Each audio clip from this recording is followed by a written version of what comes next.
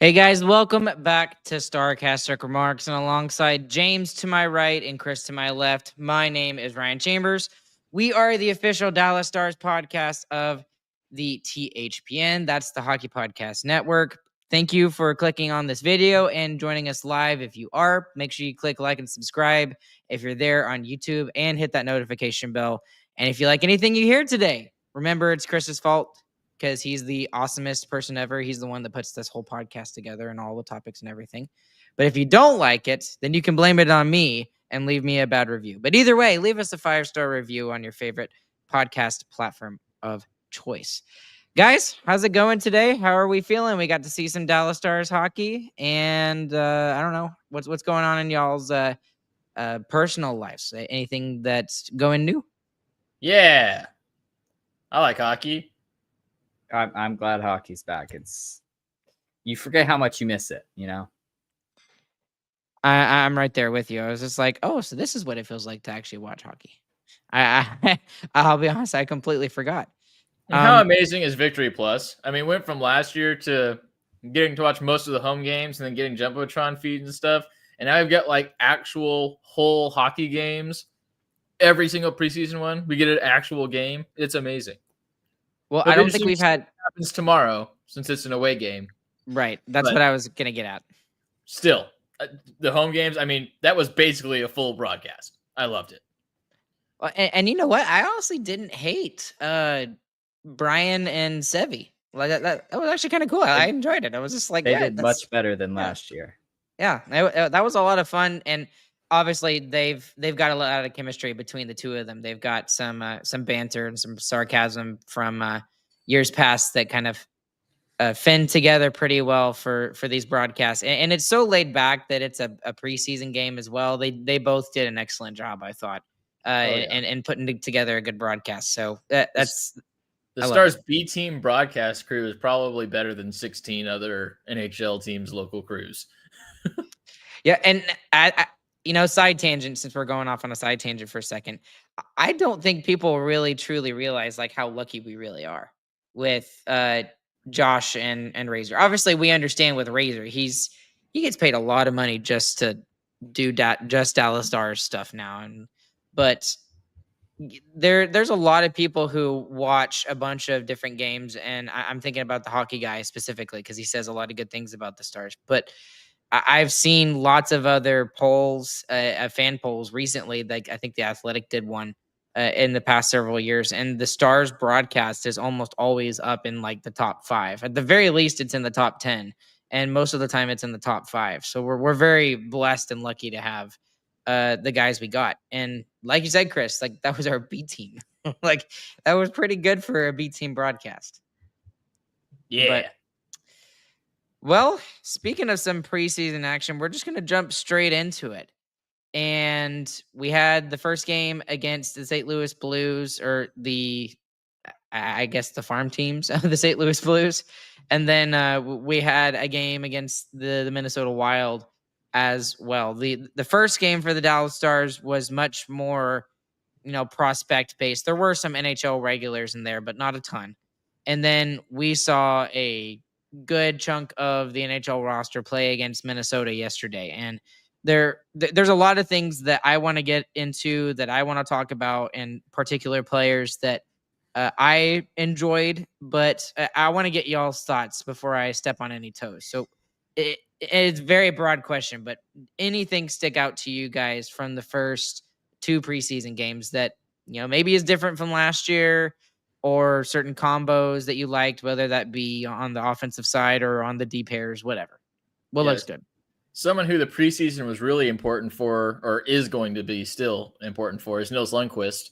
And he definitely had a tale of two games, kind of. The first game, he played a lot. He played a lot both games, which was good. But the first game, there was a lot of defensive mistakes. He didn't look fantastic, especially when it was, like you said, it was basically two farm teams that were playing against each other. He should have stood out as one of, if not the best defenseman on the ice that night. And he really kind of wasn't.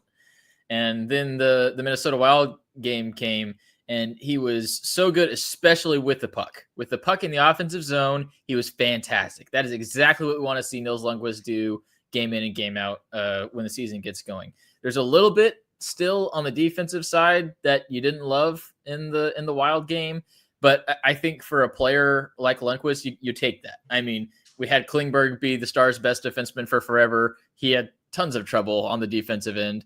But when you have that much offensive skill, you can kind of make up for it. So it's a good bump between the two games. He's got to keep it going, and he's got to keep that offense that he showed last game and build the defense as the season goes on. And really, Lundkvist is the whole story for the preseason, in my opinion. Like, there's a bunch of cool prospects that we're getting to look at. We're getting to see some PTO guys. That's fun and great and all, but Nils Lundkvist is the preseason for the Dallas Stars right now. And Gulutzan is leaning on him heavily. I mean, 20 minutes in both games. I can't even remember the last time that Lundkvist had 20 minutes in any game. Like, it has been a hot second. In the second game, it was basically your whole decor. I mean, we had 5 of our starting defensemen in that lineup. Yeah. And like you said, that second game, he looked really good. And the only problem that I had with him was that he should have scored like 2 goals in that game. Especially that one where it was basically him and Harley just like circling the zone the entire time. Well, and then he ended up on the back end back there. He just wasn't able to put it away. And then he had a give and go with either Hintz or Rantanen, where he just passed it. He snuck away from someone trying to pressure him up top and just went straight to the net with it too. And like that's exactly what we want to see from him. And that's something that, like, if Pete DeBoer is the coach, like he would get pulled for trying something like that, you know. Like, it really seems like Gulutzan's just like he's fully leaning into what Lundkvist was originally made his game on, why he was such a highly proclaimed prospect. So I do want to ask you guys about Nils Lundkvist in particular. And we should point this out too, because he deserves credit for this. He wins the fitness challenge or whatever it is, the fitness test for the 3rd year in a row. The Pacergram fitness test. This multi-stage aerobic capacity test. Oh, it just brought me back to my middle school, junior high days. It was just like, oh gosh, no. But anyways, part of me was like, okay, that's to be expected. Because, I mean, no offense to the guy, but he was hurt all year. So he better be in the best shape probably than anybody. But at the same time, it's also hard to stay motivated like that and stay that physically fit when you're not playing as many games as you probably want to. So I thought that was something noteworthy to point out in terms of Nils Lundkvist. I am really happy that you brought that up first off, Chris, because maybe Nils Lundkvist is one of Nils Lundkvist is it's okay. Maybe he's one of those guys that he is a very good player, but when he is put with an even better player, that just elevates his game as well. I know that seems silly to say, but there are some players that you put them with anybody and they will elevate that person's play. And then there's others that they don't exactly elevate themselves to where if they're the better person on that pairing, they don't exactly elevate their game. But what I loved watching in that Minnesota Wild game, and y'all both said it, was in the offensive zone, how easy it looked for Nils Lundkvist and Thomas Harley to pass the puck back and forth to each other. Like it seemed second nature to both of them. Yep. And to be completely honest with you, I was actually very surprised to see Nils Lundkvist in the top 4, that fast. And I know it's just preseason, but when you look at how well Lyubushkin did with Harley while Miro was out, that was something that you just kind of expected to see right off of the bat, is to see Lundkvist play with Harley more often. And even in training camp last Thursday, Friday, Saturday, we didn't see that as much. I mean, we saw, Nils playing more with Harley, and we saw that a bunch on Tuesday. And I absolutely loved that. If that can work, and Nils Lundkvist's game is just elevated by playing with a better defenseman and Thomas Harley, that sign me up. Heck yes. Because then you got a bottom pairing of Liam Bischel and Lyubushkin. Yes, like absolutely 100% sign me up for that. If they're able to rely upon that pairing in particular, and Nils Lundkvist is able to solidify that number 4 role, even though he won't get top 4 minutes per se, like, that makes me really excited for the prospects of this defense. Yeah, and you might be onto something with the mirroring thing, because, I mean, you look at who he was playing with last year, S.O. Lindell, and he scored nothing. So that kind of does make sense. And the offense is great to see with Lundkvist, but really, it's felt like a mindset shift, honestly. There's lots of times when he gets caught up ice because he is going for those offensive plays, but he always ends up being the first person back checking too. And that's going to be a really big thing that he's going to have to hyper focus on, especially if Gulutzan is going to let him play the way that he wants to. But was there anything else from Nils Lundkvist in particular that stuck out to y'all? Because I agree with you both in saying that I didn't like the defensive miscues in the first game, but he fixed it in the second game, which is better. But again, he's not playing against NHL caliber players for the majority of that game. He did look better, so I'll give him credit for that. But I still want to see the defensive prowess that he had last year before he got hurt, and just contribute offensively a little bit, because the defense is going to have to do more this year. He still had defensive miscues in the second game, and really where he struggles most is off the rush. Off the rush, and when he gets one-on-one with somebody, he looks pretty horrible, honestly. That's when he looks really bad. If it's set up and there's a cycle going, he knows what to do whenever there's structure in the defensive zone. But the rush defense has got to be better than that. Now that you brought that up, it made me think of the power play, because we did see a 2 defenseman set on one of the power plays. I forget who exactly it was in the forwards, but it doesn't matter. But we saw, I think it was Nils and Harley together for a little bit, and then I even think we saw Miro and Nils for a little bit as well.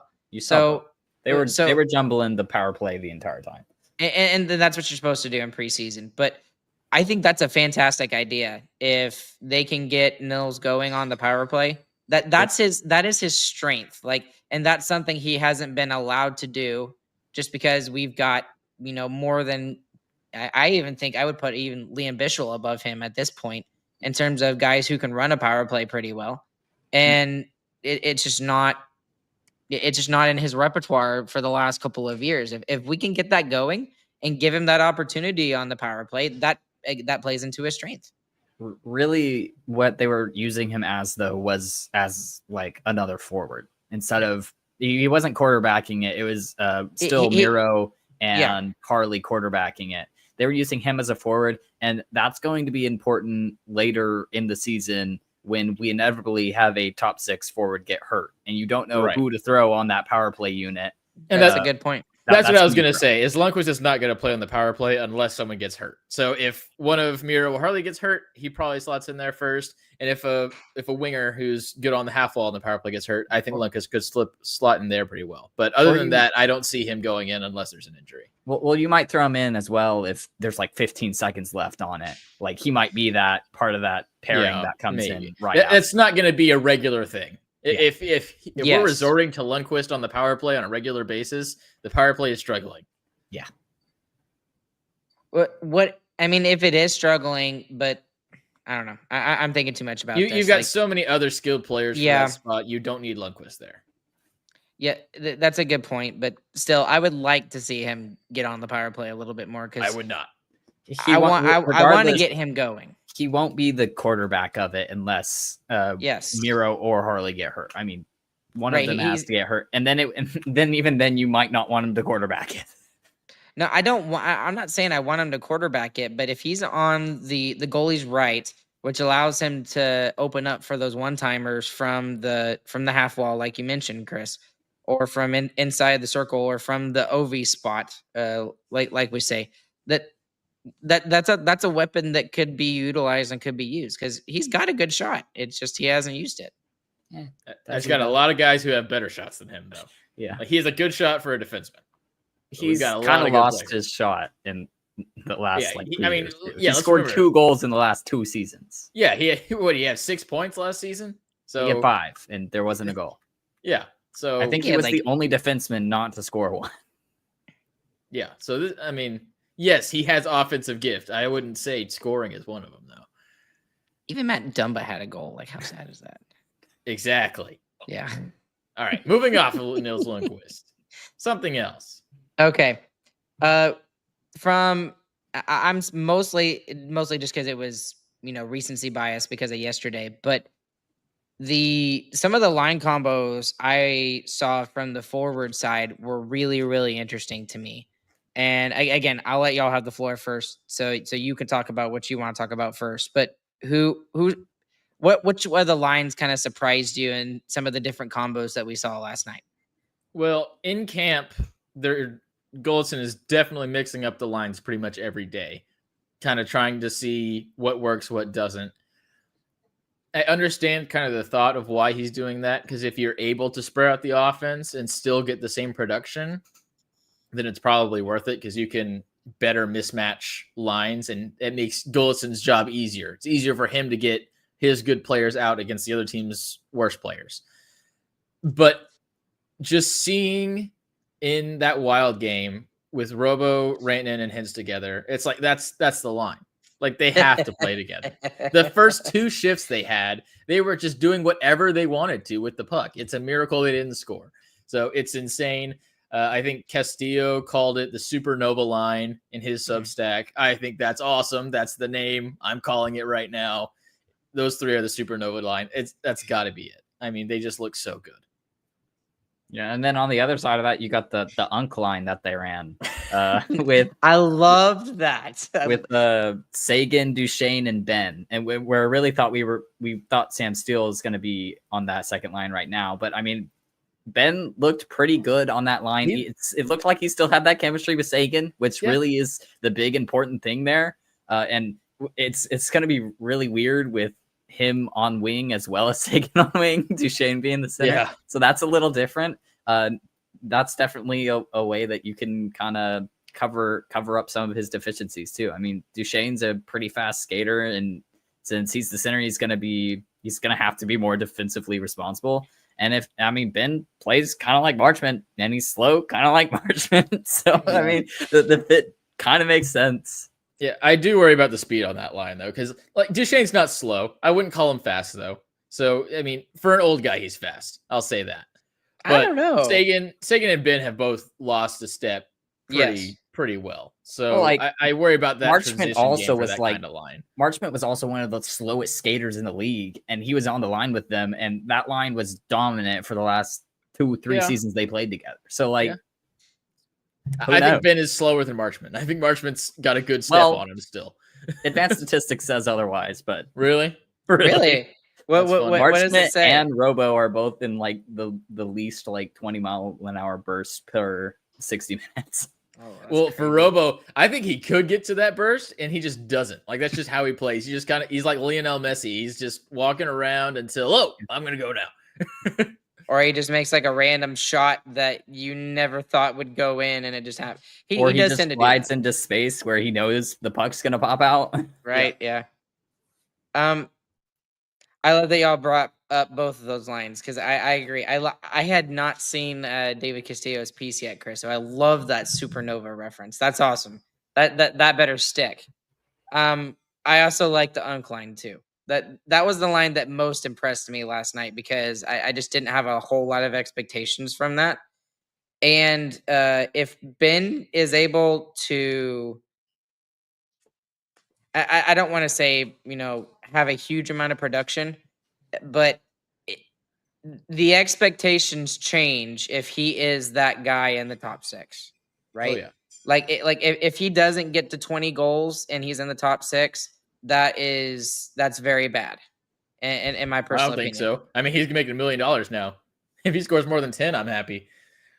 Well, but I understand you're the whole value money thing. side, yeah. Yes, I get it.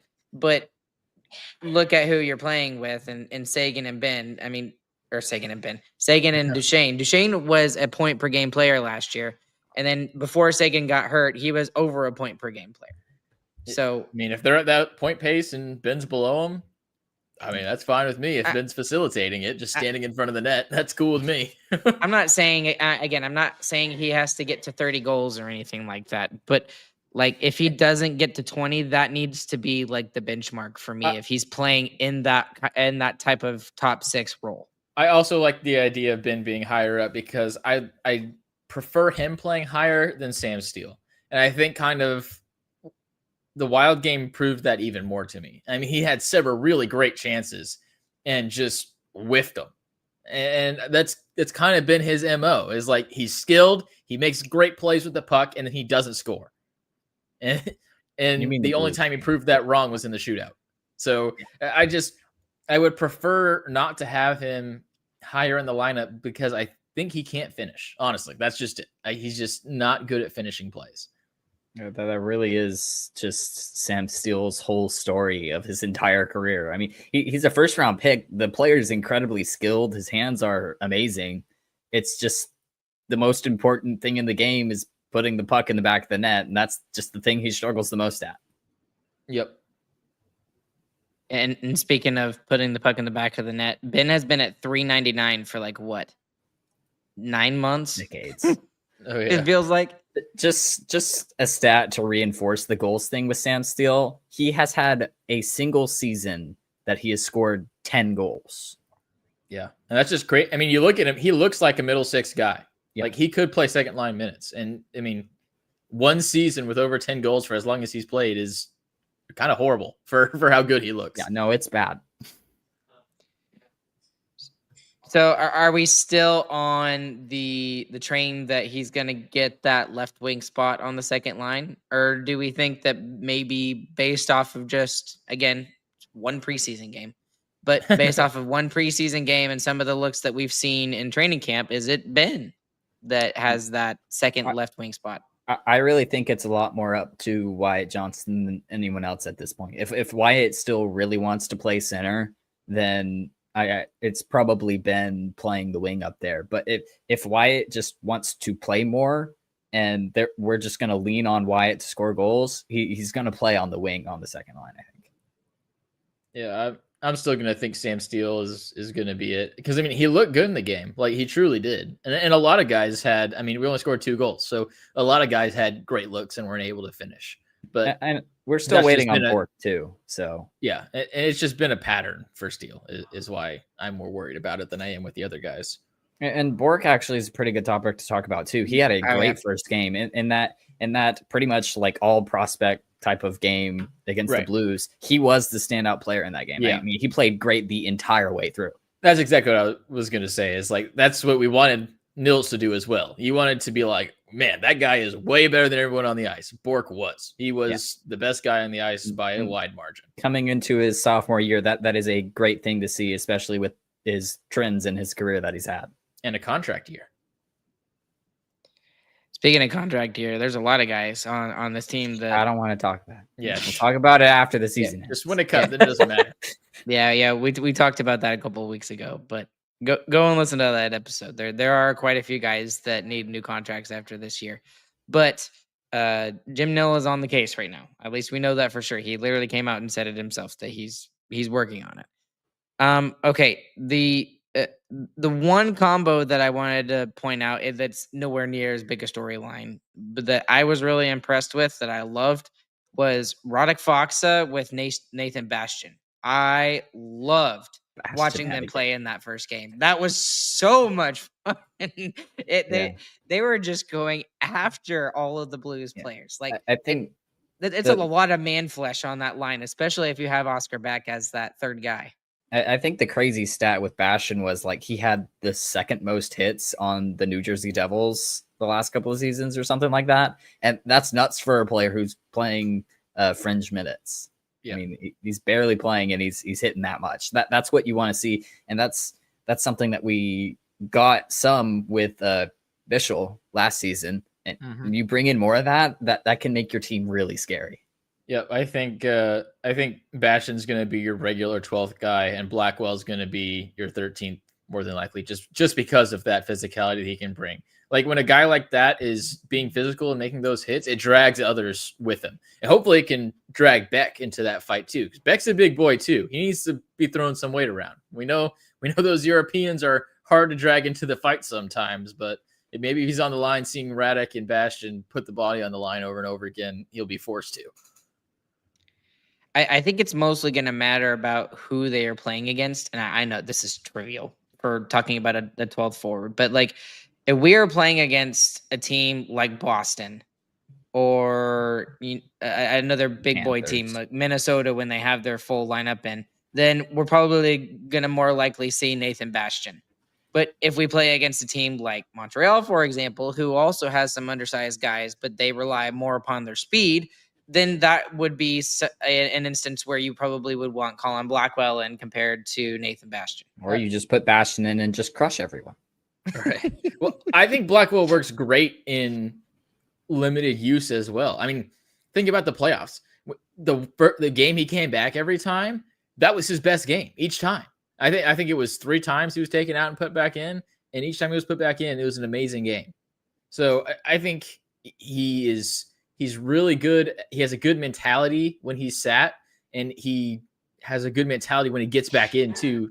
I'm going to do everything I can to force myself to stay on the lineup, which is kind of exactly what you want from a 13th forward. Well, and then again, he was the one that got the Stars a win in the playoffs after losing like 7 games in a row, right? He at least deserves that much credit. 8. That's huge. It was 8. His only goal of the playoffs. Yeah. His only goal of the playoffs, and it was in was it really just single overtime or was it double? Single overtime. It felt like double because it felt forever. Anyways, I'll put one more little bow on the whole Bastian thing. If there is somebody who doesn't go and make an Overwatch reference with Nathan Bastian, I'm going to be upset. I'll just say that much. Someone has to do it. We'll make the meme. Write that down, James. Write that down. He's not writing it down. He's not writing it down, Chris. Okay. Well, maybe Matt Day can get on that. And he made the whole Mandalorian suit. Maybe he can make a Bastian suit as well. That'd be cool. Okay. Any other specific like line combos or anything that we've seen? We could talk a little Miro Haskin and Esa Lindell. I mean, you saw Miro playing on the PK a little bit more. It looks like, I mean, he's been consistently with Esa Lindell throughout camp. We saw him with that against the Wild. I think that's what they're going to be going with. And if that's the case, that maybe that takes even more offense off of Miro's plate. I just think it makes way too much sense to put those guys together.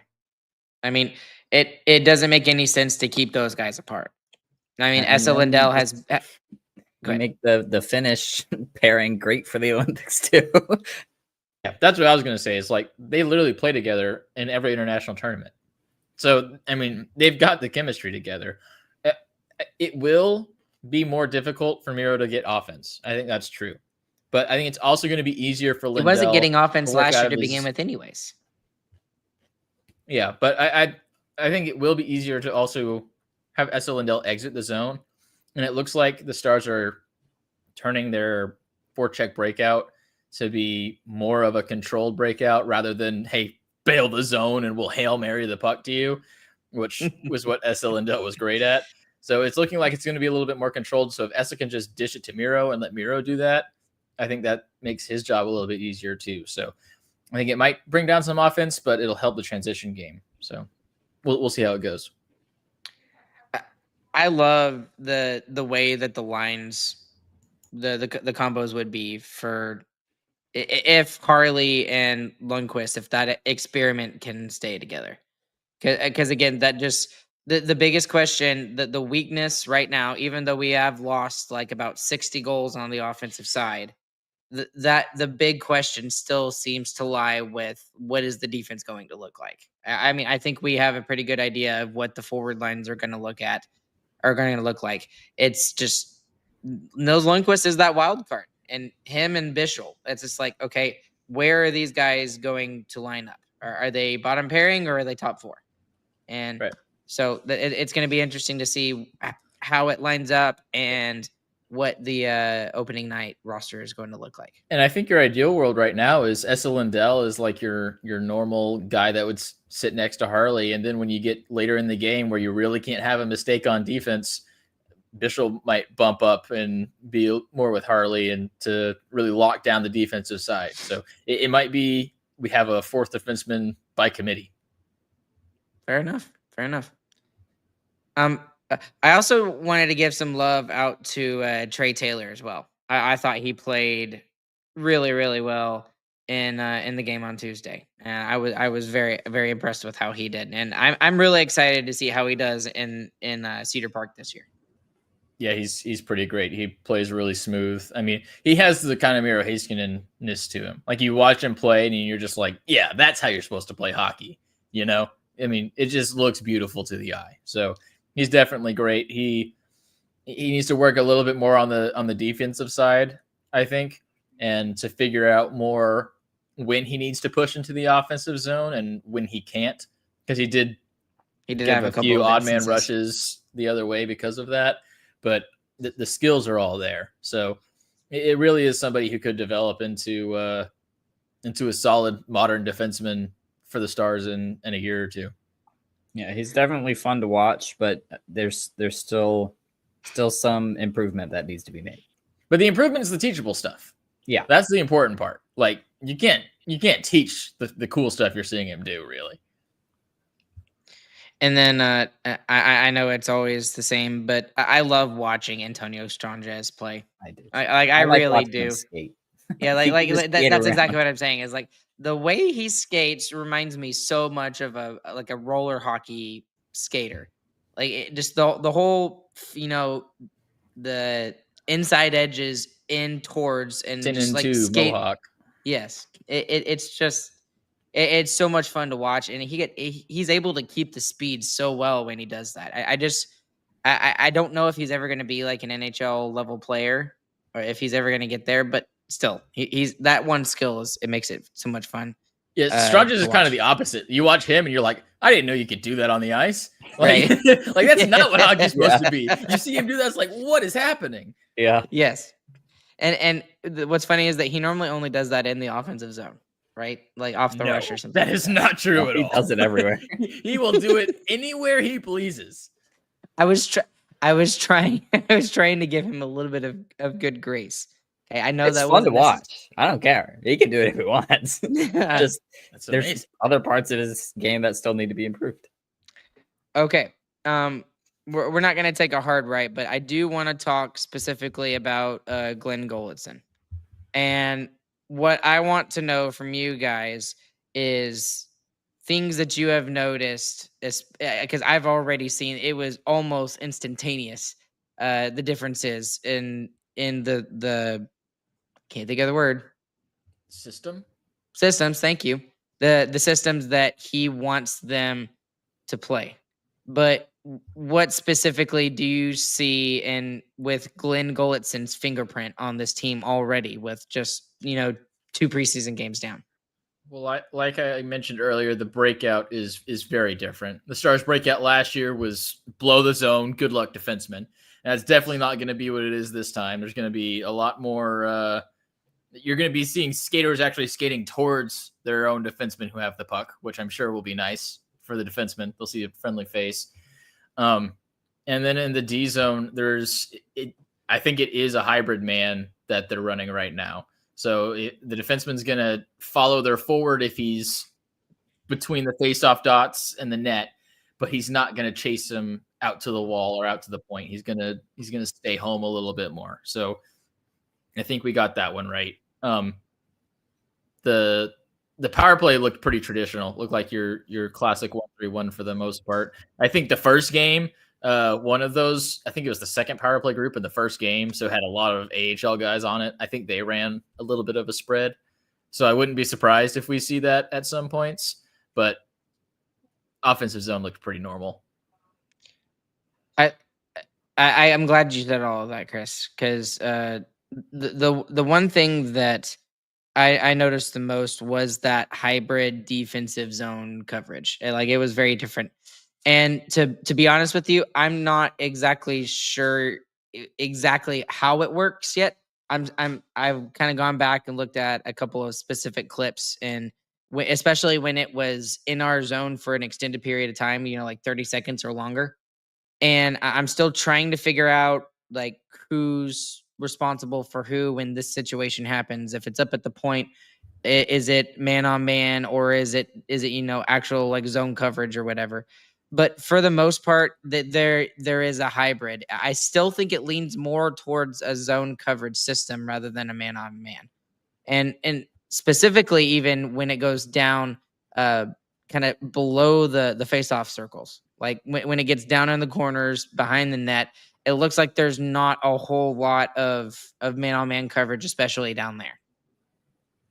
Yeah, and there's a lot more of the center's defensive ability is going to be more important now because they are coming a lot lower. So the wingers are coming back, and they're pretty much playing man-on-man with guys on the wall and guys on the point is what they're doing. And the defensemen are doing that more zone style by the net, and the center's coming and taking away the slot for the most part. And that is going to be interesting with Duchesne is the main thing I was thinking of, because all of our centers are great defensively except for Matt Duchesne. So we'll have to see how he's able to adjust to that. And maybe the slot might be a little bit weak when he's in his own defensive zone. It'll be something just to keep note of. Is that something that he can learn, even though he's whatever, 30? Is he 36, 37? He's old. He's unk. 34. 34? Yeah, he can learn that. I also wonder if you can just say, hey, Sagan's the center on the defensive side. You know? You might do that. They like switch as they go to they hit the red line. And it's just like, it's okay, like, all right, now Sagan's center now. Yep. So there's ways to work around that. I don't know. The other side of that, though, is that your centers, other than Duchesne, is Rope Hintz, Wyatt Johnston, and Radek Faksa. And we know how good Radek Faksa is defensively. He's one of the best in the league. Chief. So outside of Duchesne, I think it's great. You're utilizing your strength of your two-way centers really well. I will be really Faksa's curious. not two-way. He's just defensive. Sorry, I had to get that jab in. He's one way the opposite direction. He's one way in the wrong way. Well, is it though? The wrong way, but not the incorrect way necessarily. Correct. There you go. That's okay, right, that's James. a good way to put it, James. Well, okay, that it is really going to be interesting to see more of the systems that Glenn Gulutzan puts in, and also keep in mind we have no idea what we're talking about, so just a note.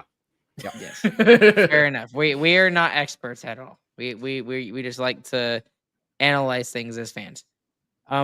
The one thing that I have seen, and I'll ask you about this, guys, because this is something that has continued to be kind of pushed throughout NHL circles, and just it doesn't matter where I listen to or where I look, whether it's fan podcasts like ours, whether it's the more traditional media podcasts or stuff like that. They are looking at the Stars, and a lot of people are picking the Stars to be second or third in the division. Now, the reason why I'm saying this is they are saying that they are still a Stanley Cup contender, and they're pointing at Florida as an example, because Florida, I mean, how have they done the last 2 years in terms of the regular season? They didn't really care. So a lot of people are saying that this is going to be more about conserving energy for the Dallas Stars this year, especially with some of their older players. And then I'll say the big obvious one is Jake Oettinger. And I was specifically listening to SDP yesterday, and I think it was Jesse that said this is Otter's season. This is when he becomes the elite guy that the Stars know that he can be. And this is where he elevates himself into that top 5 category. I mean, we talked about Sean Shapiro's article a couple of, I guess it was several weeks ago now, where Oettinger was considered top 10 by just about everybody, but not top 5. Maybe this is where he's the year that he elevates himself in the top 5. And I think that's going to be a big thing and the reason why I'm bringing it up is because Glenn Gulutzan seems to be pushing this narrative a lot, is conserving energy and using it at the right time and the right places and making sure that you have enough for the playoffs. It's not about the regular season. Obviously, you still have to win games to get there. The story's written there pretty well, too. I mean, the outside perception is that Oettinger got Pete DeBoer fired, which is partially true. We're a little bit closer to the situation, so we don't know that's 100% true. But, I mean, what a better response to that to say, yeah, I got this guy fired, and I'm worth it, and here you go. Here's a Vezina finalist season to prove it, you know? So it's kind of written in the stars, I feel like. Do you think that he's the starting goalie for Team USA? No, but he will be the finishing goalie. Oh, okay. So you think Connor Hellebuck? I mean, it is just the Olympics. It's not like the NHL where you get a lot of grace and you're allowed to screw up sometimes. It's like it is unacceptable to lose because it's only a 2-week tournament. Complete hot take now. Coming off the dome. Sorry, James, cutting you off. It's going to be quarterfinals. Hellebuck is going to let in 2 goals in the first period. USA is going to be down 2-0 to Sweden. And then Oettinger's going to come in the second period, close it down. USA wins 4-2. And then he's it for the Just semi 2? and the final. You think 2 is going to get him switched? I think it had to be at least 4. 2 in the first period, that could get him switched. I mean, like you said, it's a single elimination tournament. The leash has to be so short, especially with the history he's proven, both in the 4 nations and in the playoffs. Okay, fair, but 2 goals? Just 2? Yes. Well, if it's Sweden and you're down 2-0, yes. Sorry, James. Play Hellebuck, and then inevitably the game goes to overtime, and you swap him out. Yeah, there you go. Oettinger plays overtime. That's really easy for goalies to do as well.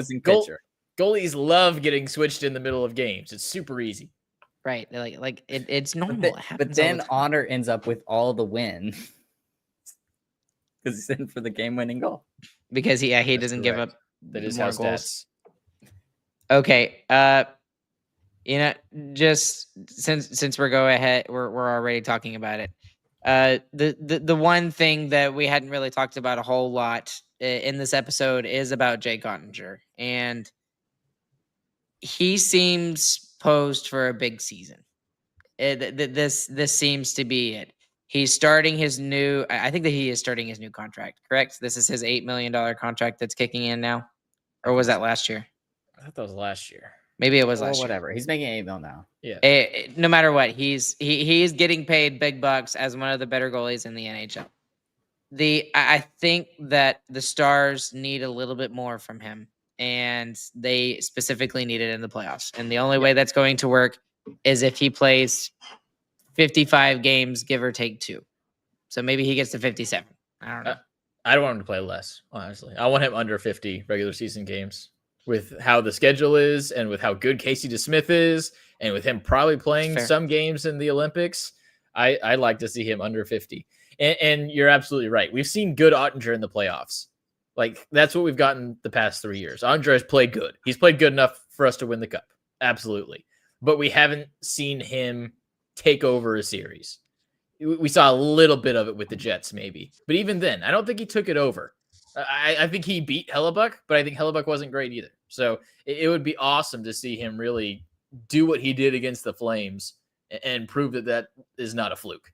And this is his first year of his $8 million contract. Dang, so you're one of 8. We have him for 8 years at 8.25 or something like that. That's crazy. That's going to be so cheap in 3 years. It's cheap now.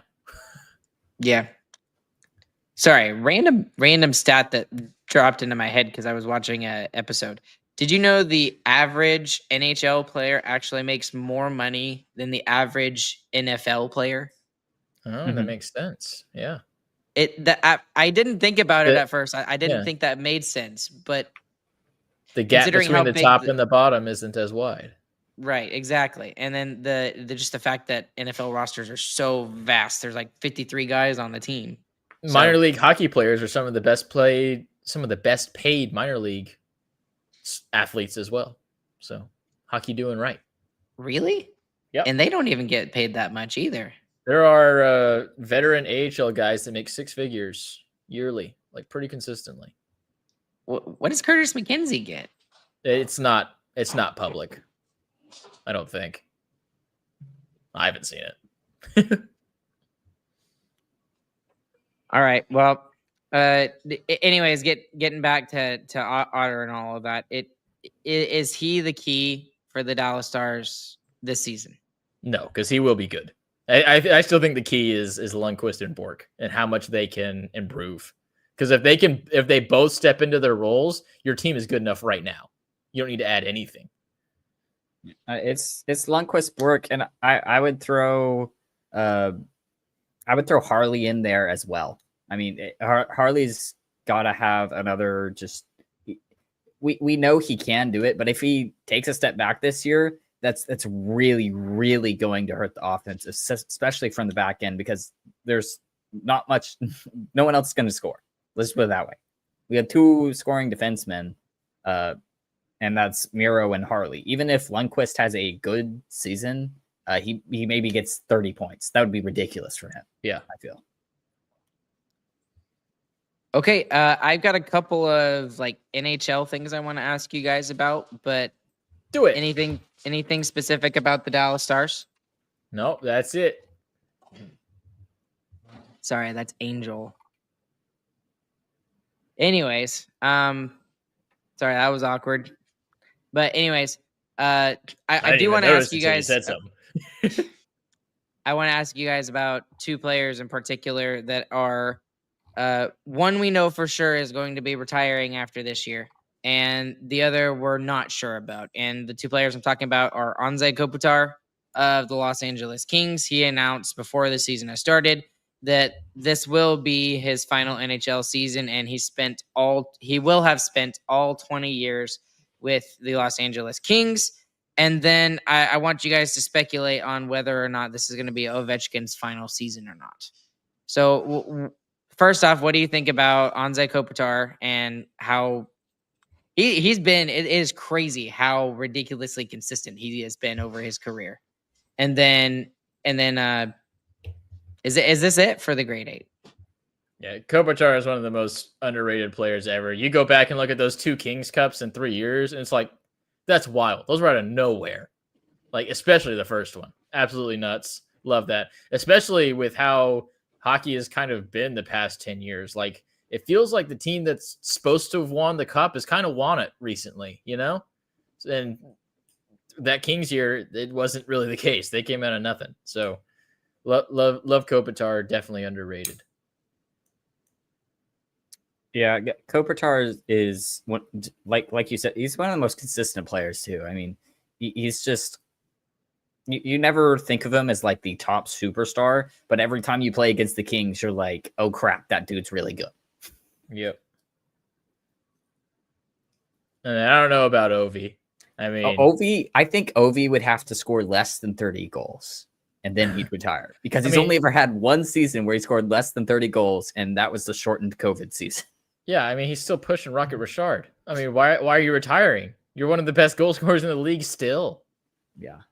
44 is ridiculous. And his team was great last year during the regular season. Like, obviously, they fumbled in the playoffs, kind of what we all thought would happen.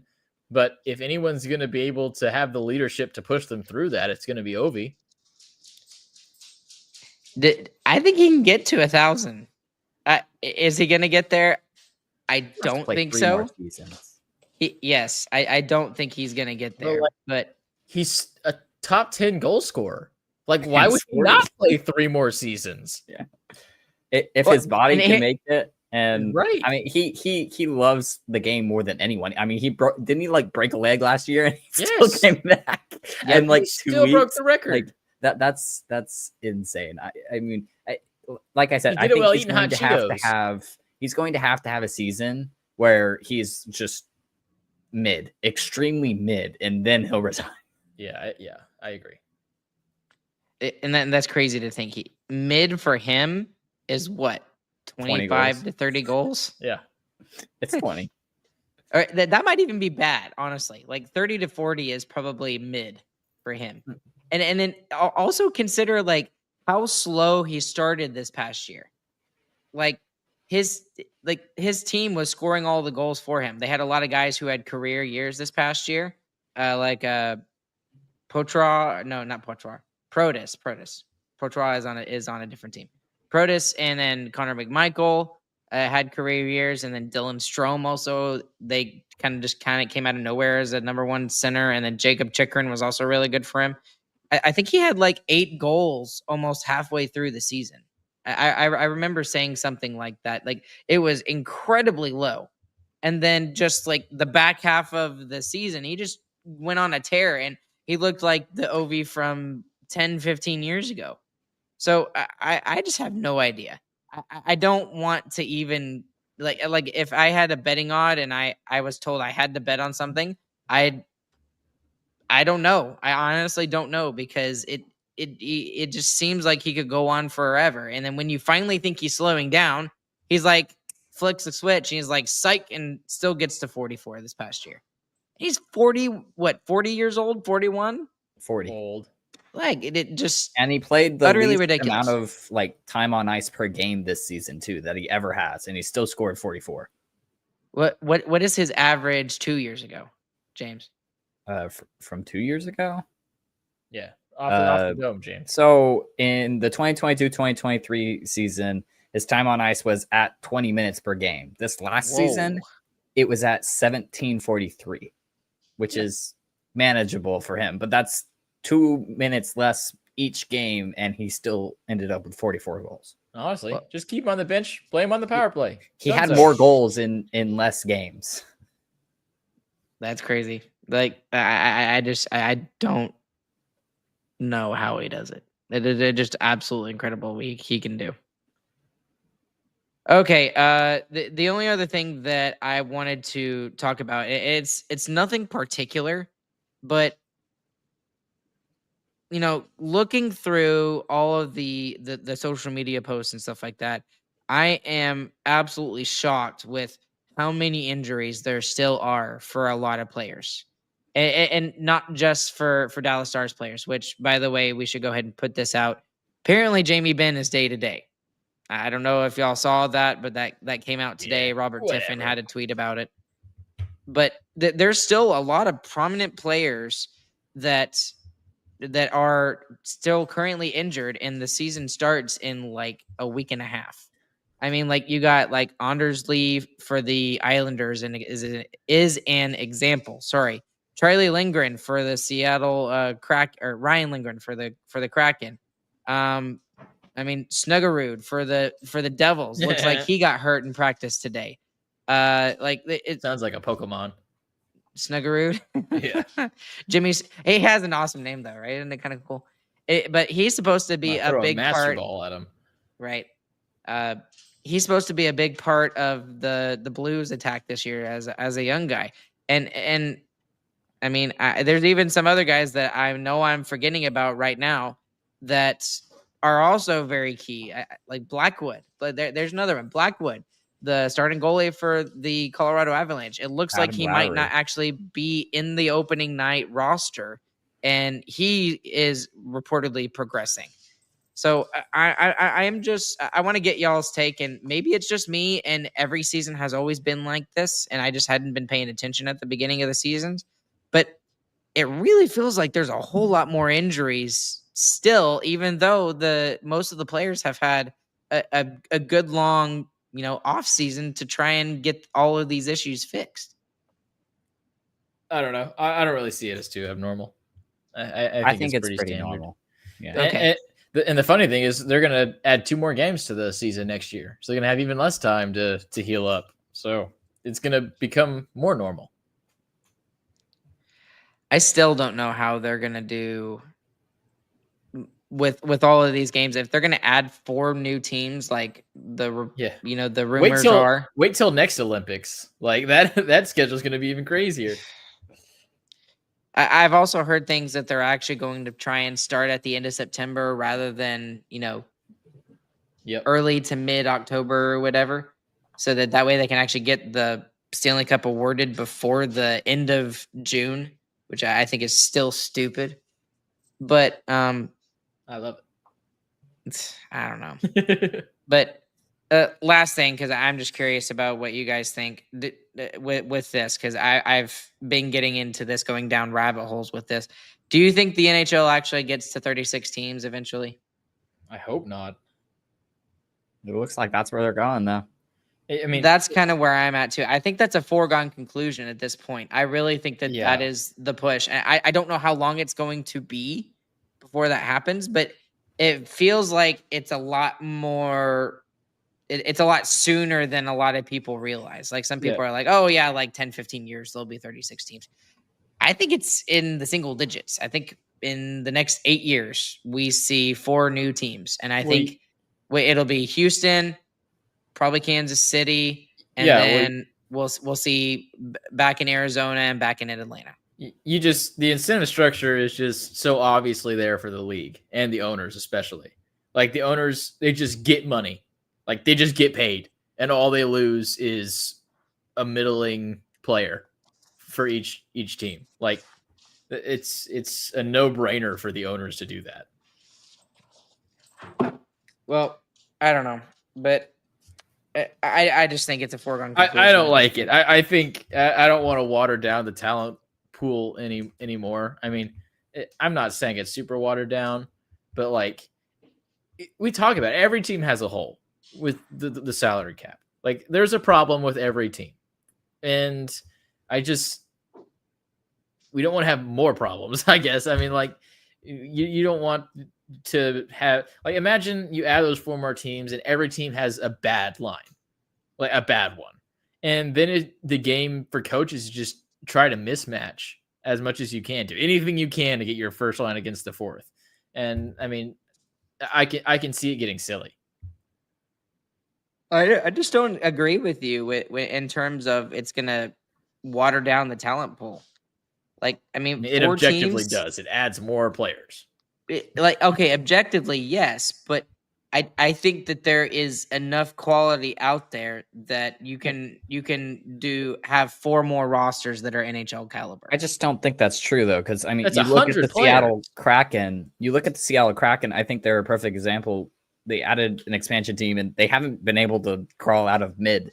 For they had their one good season where they miraculously beat Colorado in the first round, and they've never been close to that. Very nearly beat Dallas too. Very nearly did. Yeah, because Dallas almost blew it.